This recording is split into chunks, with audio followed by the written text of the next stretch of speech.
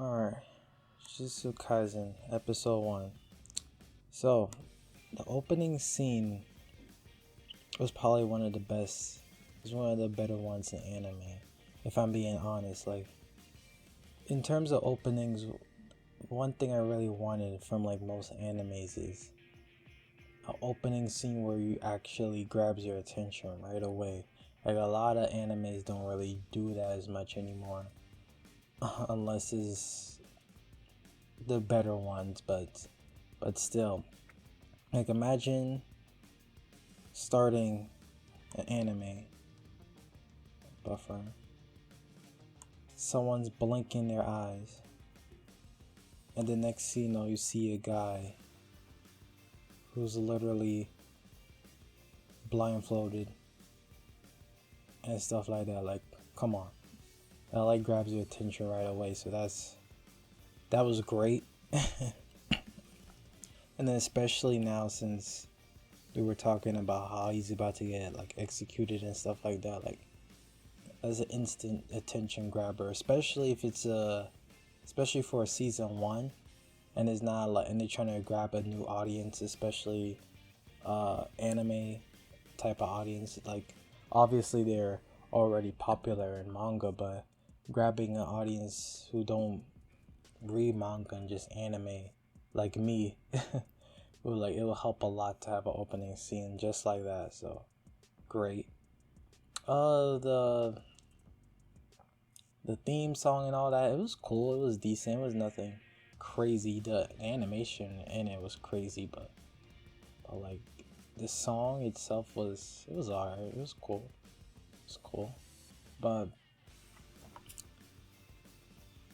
But now the really cool parts, right?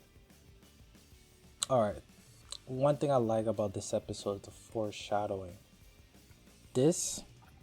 I could have just seen this as like, well, obviously this will have to become relevant later on, but like, I could have just seen this and think nothing of it, but hey, it became relevant, which was good. And this right here is basically filler.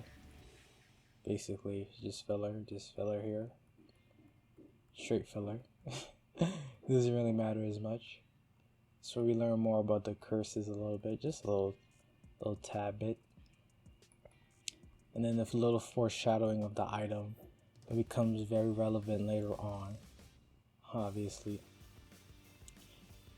And then, oh my god, this part right here. This is what I don't get. Look at this. Look at this. Look at this. Look at this. Look at this. Why is he already this broken? Someone explain to me, why is a regular teenager this broken? Why is he able to just throw a ball, cross the field, hit the goalie, and like, wait, and then here's the best part too, right? 23 meters, like it is nothing.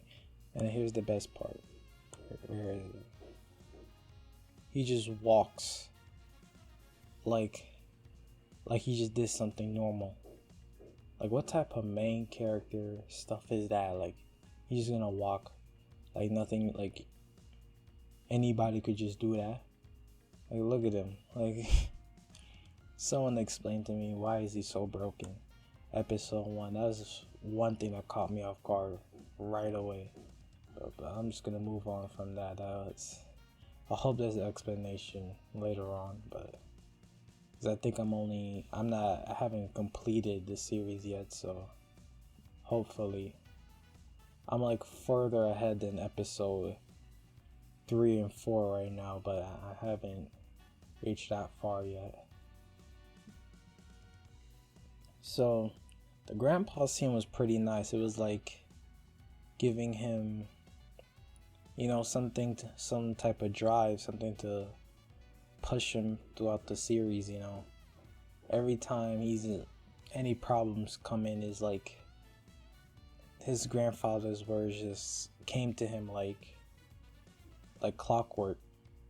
So this scene was, to be honest, I think the grandpa probably shouldn't have died so fast, in my opinion, maybe. But it's like, it's cool, like, you know, is at least he gave him some type of message before dying, you know. Typical, like, don't live with regret type, you know, just live your life and be a strong person.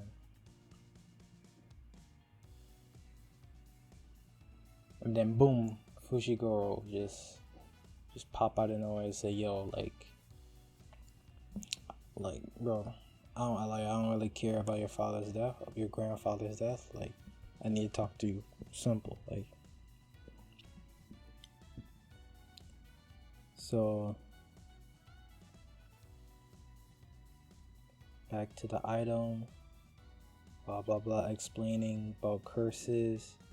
This was a great way to transition to explaining what curses are and stuff like that. That was cool. And then, you know, friends in trouble.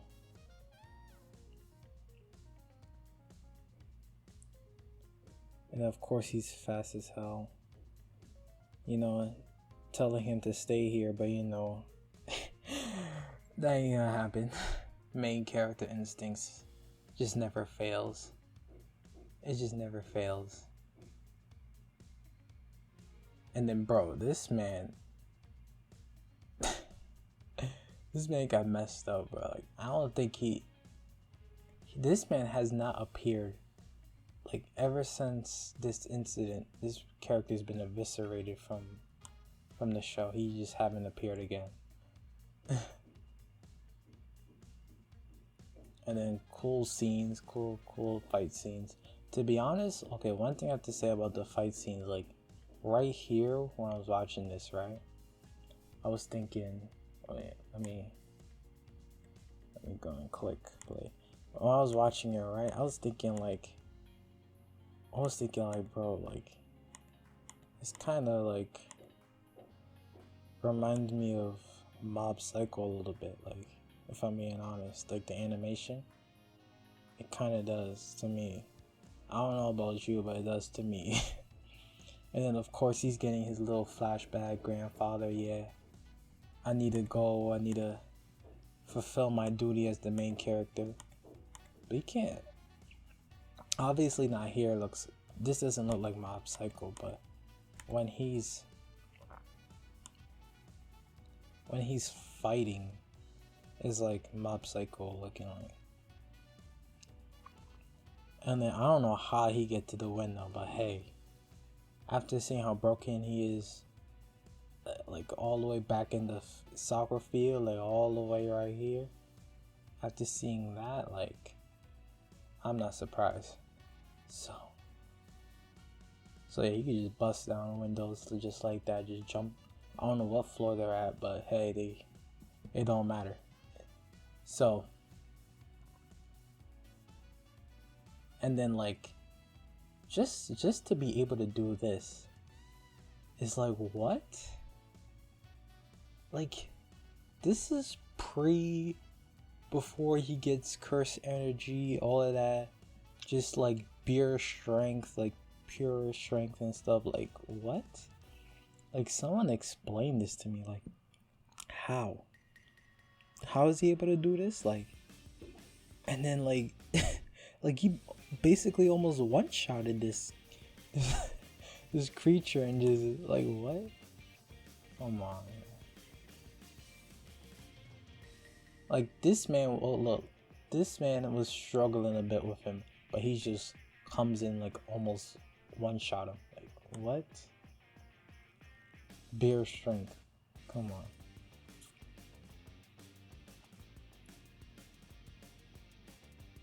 Come on now. And then, like, he's just going toe to toe with curses. Like, bro.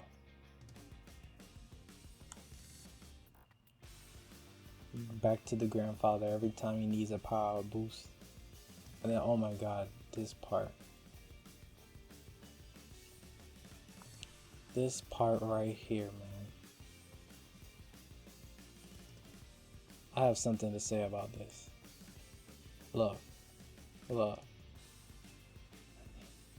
This man Fushiguro is gonna say some nonsense like, you idiot, and like, oh, you have like a 1 in 100 million chance, I think, to like, or like to live from it, or he dies. But like, come on, has he not realized he's talking to the main character?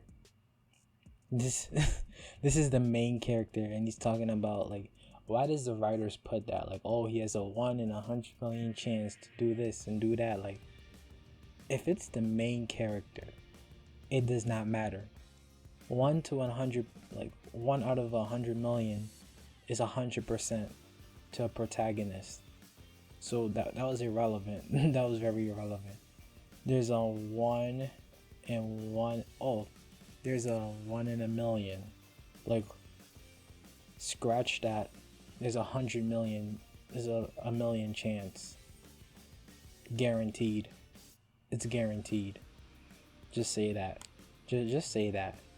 You might as well. So yeah. Other than that, this was a great way to end episode 1. It obviously makes you want to watch episode 2 right away. You know, it's like, what happens next? Well, which was like the greatest way to end it. Even though I didn't watch episode 2 right away, so didn't work for me, but it probably worked for you, you know. So and they're like, oh, I gotta execute you. Like, come on, bro, exercise. You know what I mean? Like, come on now. Even he know this is broken.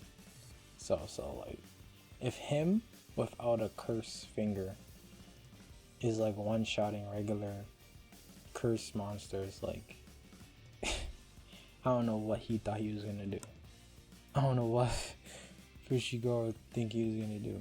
But hey, it's a great way to end it. And then here comes the GOAT. The GOAT themselves. We'll talk about him in future episodes. So yeah, that's my thoughts of episode 1. 10 out of 10, obviously. Based on what I said, it's probably no complaints, man. Like, no complaints. Great cliffhanger. Great introduction. Great transitions. Great, great everything.